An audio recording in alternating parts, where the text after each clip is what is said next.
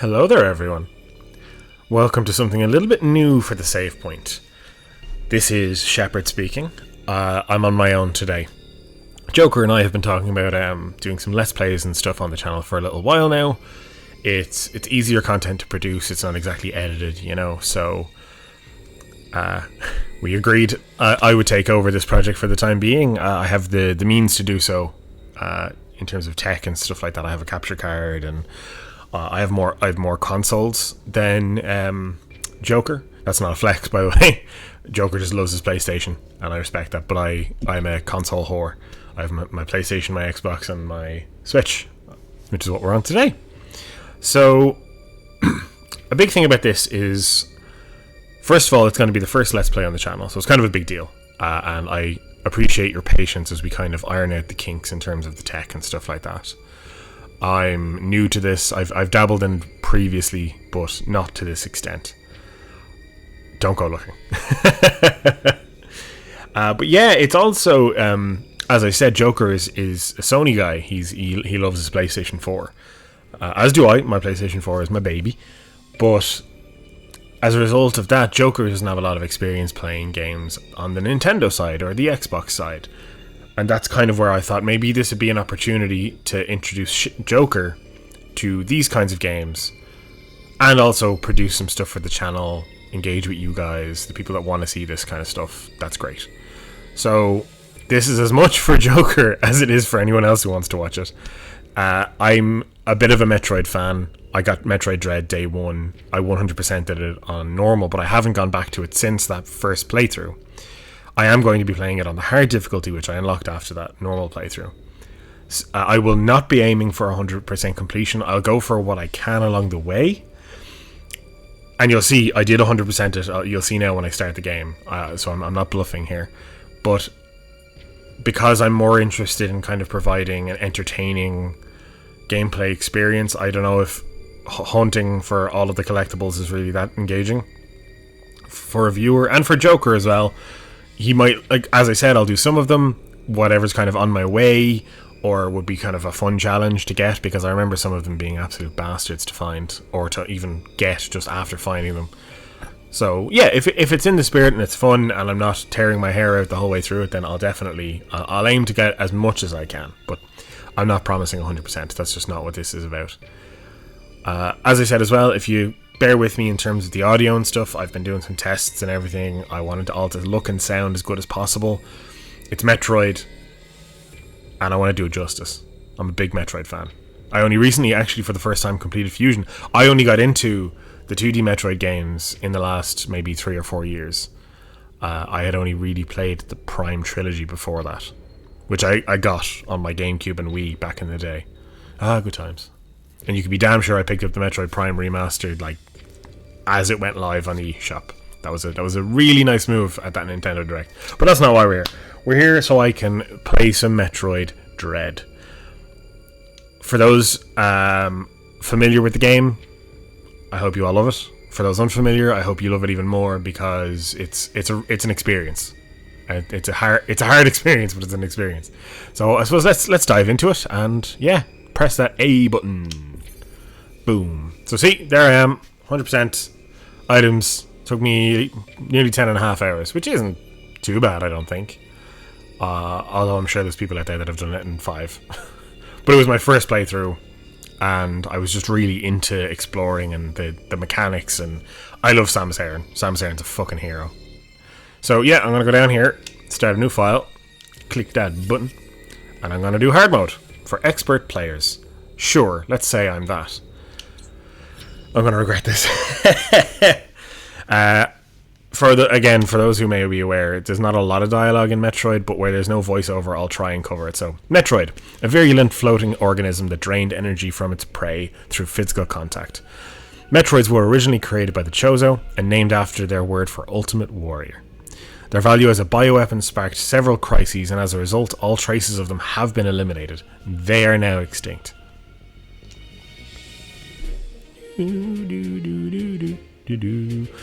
X-Parasite, a gelatinous parasitic organism indigenous to the planet SR-388. It could absorb the DNA of its host, living or dead, and replicate its form. When infecting a living host, it could even access the host's memories. X-parasites were driven not by emotion, but by an instinctive need to replicate and spread to increasingly stronger hosts. Their inability to be controlled marked them as even more dangerous than their sole predator, the Metroids. Like the Metroids, they are believed extinct. Important distinction there, believed extinct. I love this artwork, by the way. I think it's a great little pastiche of what's kind of happened up to this point in the story, where Samus gets infected by the X-parasite at the beginning of Metroid Fusion. And this, you know, her power suit's corrupted, and with no Metroid surviving on SR-388, it became infested with the X, horrifying parasites capable of imitating any living being. Unaware of this, I set foot on the planet, got infected, and almost died. Shitbuzz, Samus.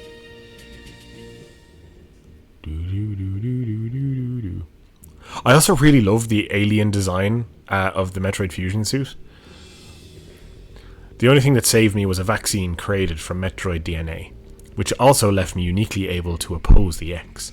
This ability was tested immediately when I went to Biologic Space Laboratories, BSL for short, research station to investigate a distress signal. Ooh.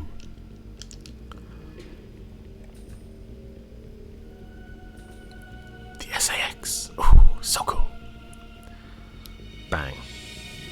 There, I battled many powerful X forms, including the SAX, which was the X mimicking me in my power suit at full strength. I eventually eliminated the X menace on SR-388 by setting the BSL research station on a collision course with the planet. After that, the X and Metroids were just memories. Or so we thought. Just when it all seemed over, the Galactic Federation received a mysterious video transmission. Candid camera. It showed an X, alive and in the wild. Ooh. Thorough analysis proved the video was real. Although the sender was unknown, the transmission was traced to a particular planet.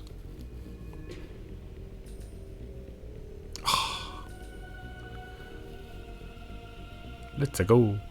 It was called ZDR. If the X had somehow escaped extinction out there, they would pose a threat to the entire galaxy. The Galactic Federation dispatched a research team of 7 EMMI to investigate.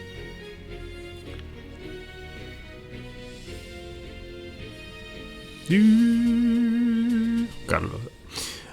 An EMMI, or EMI, is a large research robot designed to capture field samples and extract their DNA.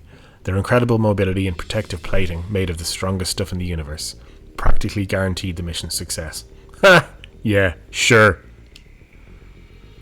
But not long after their arrival on ZDR, all communication was lost. Shock. I do love the new... I know I'm singing this game's praises, but I adore Samus's aesthetic in this game, the new design. What is happening on ZDR? Is the planet really infested with X? As the only one immune to the parasites, it's up to me to go there and find out. Loading screen. Sorry, we're nearly 10 minutes in and I haven't actually started the game yet. I know that's mostly from talking around on the title screen, though. I do love the sound of my own voice, don't you? Don't know what that was. But yeah, so that was more of a kind of a recap of Fusion specifically, but it's relevant because this is Metroid 5, a direct sequel to Metroid Fusion, which is Metroid 4. I don't really do lore stuff myself. That's more Joker's bag. So I'll be kind of light on that as we go through the game, if that's okay. If that's a problem, I'm really sorry. But I'll be quiet during certain scenes.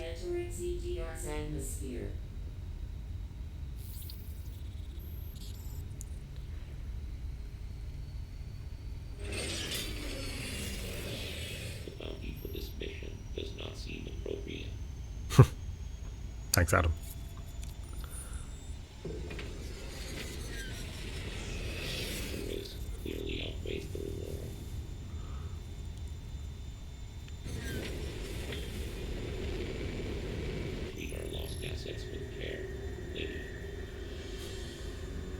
Entering the atmosphere in T-minus 10, 9, 8, 7, 6, 5, 4, 3, 2, 1.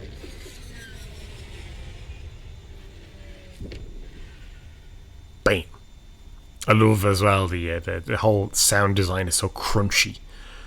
Everything just has like a real impact to it, which is fantastic. That's not the same suit Samus was wearing a minute ago. What's going on there? Oh, I like that it's all muscly and like they're tendons or something. Ugh. Gross. Oh, hi there.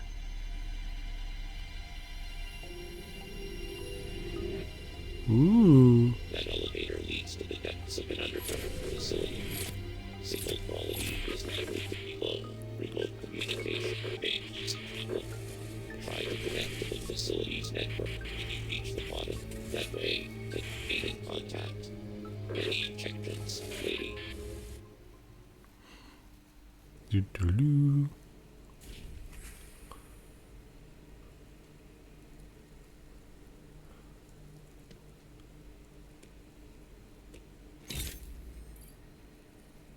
Hello there. You don't fuck with Samus.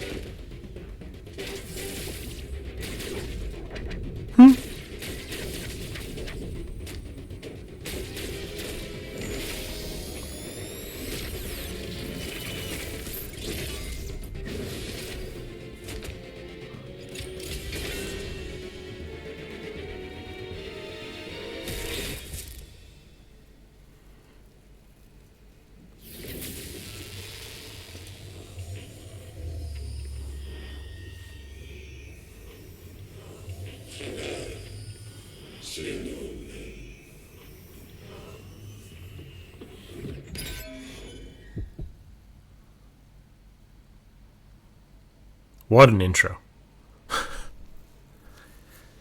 It really just sets up the fact that, you know, Samus is outgunned.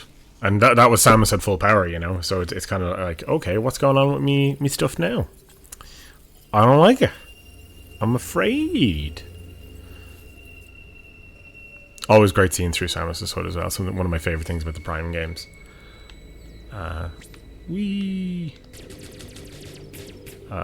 Cool, right. Can't open that. Need the charge beam. Pow. Counter. Counter. Jump. I have missiles. I forgot I had missiles already. Chunky. So, yeah, like, it's one of those things, again, for people who maybe haven't played this game, or a Metroid game in general, this game does such a great job, kind of... Yes, it's on a 2D plane, but every room and area feels expansive and large. You except when obviously it tries to kind of keep you claustrophobic.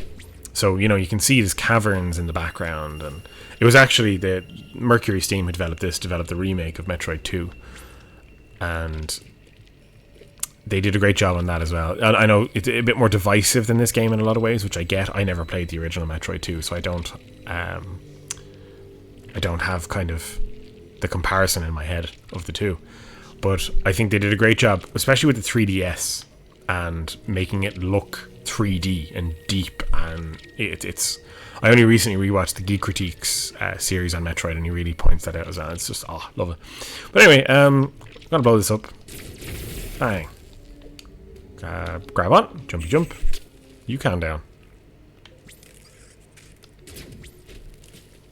None of that now. Woo! So I can't remember. Can I go into the morph ball yet? No. Okay. See, it literally has just been that long since I've played this game. As I said, it was at launch, and I played it non-stop for those 10.5 hours. I was obsessed. I can't go in there yet, though. I like, again, like, it's a little detail. They didn't have to do this, but the way Samus kind of leans in and looks down the tunnel, it's like, I mean, it's very video gamey. I could absolutely just crawl in there. She can slide. She can lie down, slide. See, but you know, whatever. It's fine. So right, blow this up and slide again. Slide again. Slide again. And here we are. Right.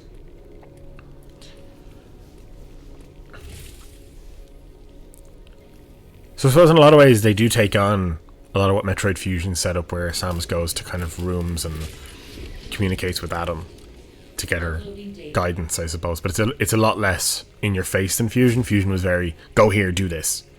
So, you've accessed a network station. Well done, Samus. I have reviewed your vital signs and video log from the data you uploaded. I've run a full analysis, but I cannot account for why you lost consciousness. My readings indicate dramatic physical changes in you. Whatever caused these changes seems to have stripped you of most abilities. You might call it physical amnesia. I call bullshit on that. That brings me to your assailant. I am checking the Federation database against your video log. It appears to have been a Chozo. The attacker's identity is not yet clear. I have determined that you are somewhere within the depths of ZDR. Your top priority should be to return to your ship on the surface. This situation is precarious. Trust your instincts as you navigate upward. This planet appears to consist of multiple areas. Shuttles, elevators, and other modes of transport connect them. Keep an eye out for ways to reach the surface. Sure. The ship's location is marked on your global map. Check it for yourself. You may encounter pockets of low temperature. Your Metroid DNA renders you vulnerable to such environments. Spending time in cold areas will be harmful to you. There are many such cold areas scattered underground. Do not enter them with your basic power suit. One final thing. Underground interference is preventing radio transmissions. Check in with me at any network stations you find. Thanks, boss. Yes, I will save. So yeah, Chozo, aliens. Let's check the map. That's the option, Stephen. Shepard. I'm Shepard. Okay, so global map. Yeah, we're pretty far away. Can I check? I can't change the area. Okay. Sure, look, it's fine. And right, so this way. Fill in that map. Gotta fill it in. So, people familiar with the Metroid games, you know that the Chozo physically being around is actually kind of a change from most of the games. Generally speaking, the Chozo are kind of gone from whatever worlds you're exploring. Like SR-388, 388, Talon 4, etc. So it's interesting to be kind of encountering a Chozo firsthand in the franchise. So, let's continue on, see what else the game has in store for us. Woo! And now is where I learned the counter. BAM! Yeah, bitch. Who's your daddy? I'm your daddy. I love the utility of the melee counter. I do kind of muck it up sometimes. Can I wall jump?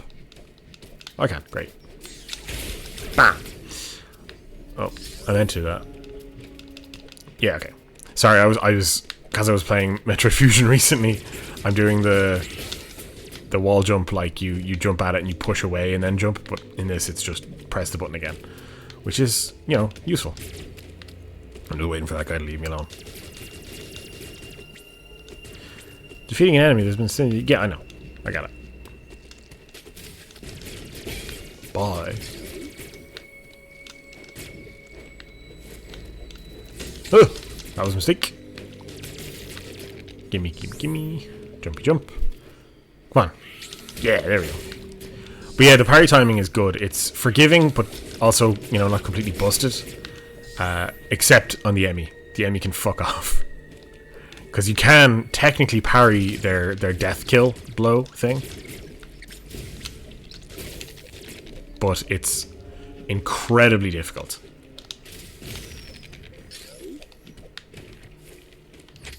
Oh, I didn't do that. Cool, thanks game. If an area on the map is blinking, it indicates an hidden item is there. Cool, thank you game.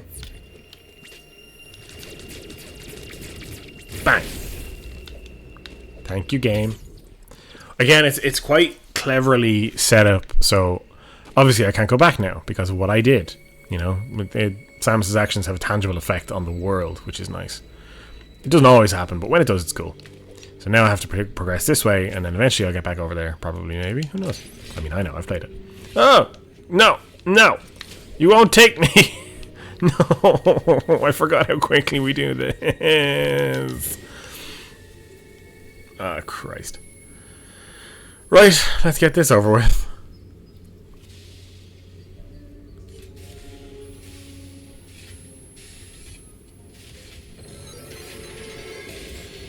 Hi, friend. How are you? Are you well? You're looking well.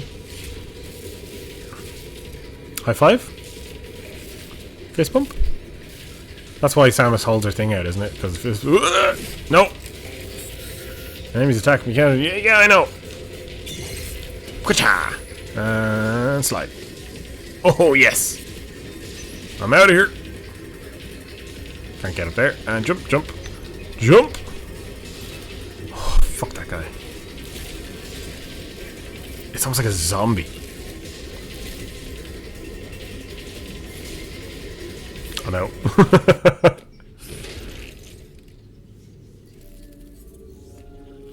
I forgot how quickly you meet and beat the first Emmy. And there's 7. And it's impressive because a big part of Metroid 2, and obviously the remake by extension, is that you kind of... you face the same / similar enemies repeatedly throughout the game. Hold that. Aim up. And... charge that baby. Boom! Who's your daddy? So, they kind of introduced obviously a similar concept here with the Emmy, in that the 7 of them, they're similar but not quite the same. So that's kind of interesting. Didn't have to do that, but I like it. Okay, so I only have enough power. Charge that up. Get ready. Bang! So that's obviously one of the easier ones. You don't really have to do like a true escape sequence, unlike the other enemy that you fight. And Samus's hand cannon has returned to normal. Omega cannon depleted and offline, reverting to regular arm cannon. Arm cannon, not hand cannon. It's not a magnum. Woo! So, yeah, the first enemy obviously is fairly straightforward. Easy kill. But it's meant to be. It's more to show off the enemy. I think it's probably meant to show you as well how tough whatever beat the enemy is. Because you're told, obviously, early on, it's like, nah, these things are fucking... they're tough, they're powerful. You don't want to mess with them. And here we are. An enemy near death.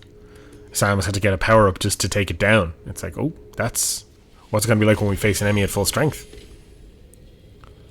I think this is the map room. Save. No, it's not a map, it's just a save room. That's fine. Fill the map! I'm not going to do this every time, I promise.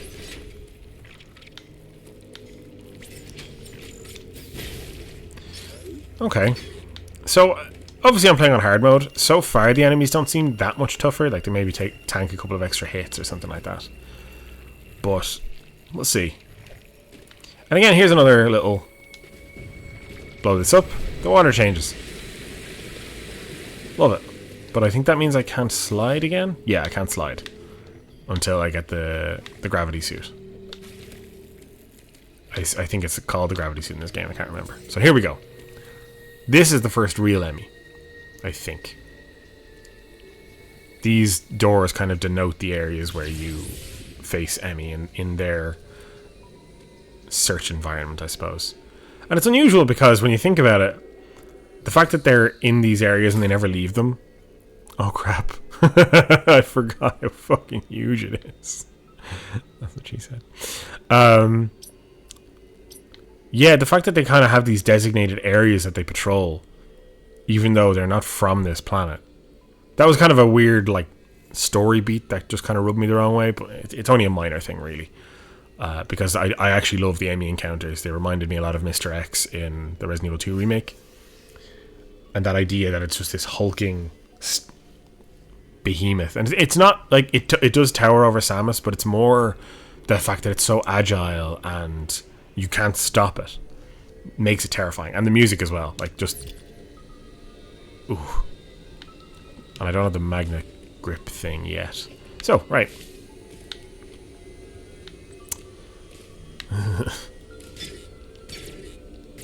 Okay. This way it is. Pow. Pow. We in here? I forgot how many cutscenes there were so early on as well. Again, it's unusual for Metroid to be so kind of cutscene heavy. Usually you're kind of just in the game world. Bang, bang, bang, bang. Oh, that's... Yep, that'll do it. Bang. No.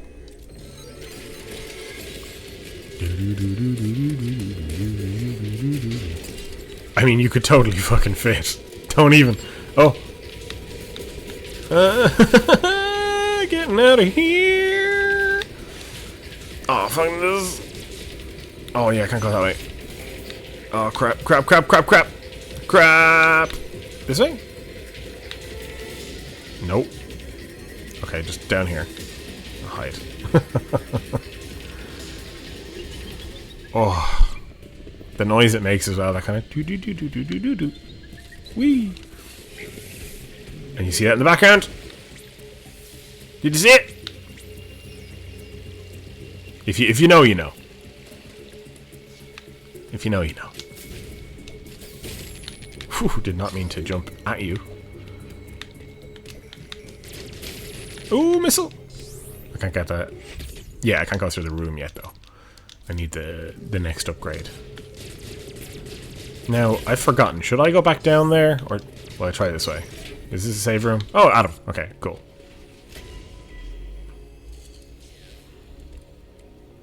Stick it in there, Samus. Bam! Uploading data. Both enemy you encountered were clearly trying to capture you. They may have been hacked. If so, it's reasonable to assume all enemy will be hostile. Good to know. Enemy send out appalls to detect vibrations in the air within a certain range.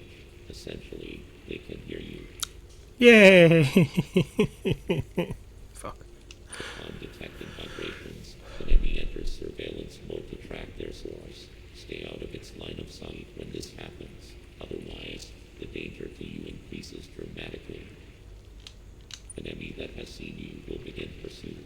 Part of the pursuit protocol is to seal the enemy's own exits. You will be trapped inside. To survive, you must leave its range of pursuit. Evade the enemy and it will disengage. This will also unseal the exits. An enemy never leaves its assigned zone. Their control system must permit them to operate only within that range. I estimate a 99% probability of death if an enemy captures you. Never tell me the odds. There may be a very small opportunity to escape, but exploiting this window will be virtually impossible. You know what? Your confidence in me is inspiring, Adam. Thank you so fucking much. The enemy are immune to your current weapons. You lack the unique energy used to defeat the first enemy. Your only option now is to evade capture and find an exit. Your highest priority in an enemy zone should be simply to survive. Real fucking helpful, thank you. So I'm going to save it here, and I think I'll call it quits for this first episode. Oh, my legs! I'm an old man. I really hope everyone's enjoyed this first episode. It's been real. And yeah, this is something that we're going to try. Metroid Dread is going to be the first game. If there's demand, I'm going to look at other games as well. I won't say what, but let's just say I'm going to punish myself. People enjoy seeing people punished. It's a kink. But yeah, I'm going to wrap it up here. Joker, I hope you enjoy this when you see it as well. See, I've got 6% of items we're flying through. And I look forward to seeing you guys on the next episode of Shepard Plays. That's what we're going to call this series, is Shepard Plays. And if I can get other people on as well, if Joker can hop on for an episode, or maybe some other guests as well, some friends of ours, just to talk, play games together. You know, that's kind of, if you watch anything else we've done, you'll know that that's kind of why we do this, is to just play games together and talk about games together. So yeah, look, thank you all for watching the first episode of Shepard Plays. I'm going to continue on with Metroid Dread. Don't forget to save your progress.